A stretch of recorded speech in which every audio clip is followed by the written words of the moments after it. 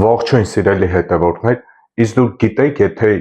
արեգակնային համակարգին մոտենաս սև խոռոչը, սկզբում մենք առհասարակ այդ սև խոռոչը չենք տեսնի։ Իհարկե, սև խոռոչի կամաց մոտենալու հետ մեկտեղ մոլորակները կսկսեն իրենց ուղեցրերը փոխել, որոշ մոլորակներ ուղղակի արեգակնային համակարգից դուրս կթռչեն, որոշ մոլորակներ հնարավոր որ իրար ավելի մոտենան, բայց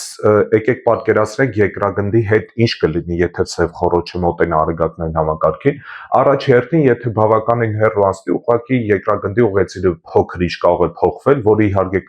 կլիմայի վրա կազդի, բայց այդպես գլոբալ փոփոխություն դեռ չի լինի։ Եթե ավելի մոտիկ գնա սև խոռոչը անցնի արեգակնային համակարգով, կողքով, ապա ուղեցրելը մոլորակի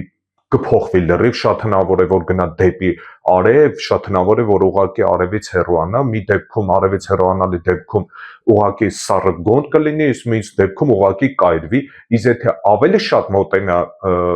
արեգակնային համակարգին սև խոռոչ, ապա երկրագունդը կկլանվի լրիվ սև խոռոչի մեջ, ամբողջ արեգակնային համակարգը կկլանվի սև խոռոչի մեջ, ու սև խոռոչը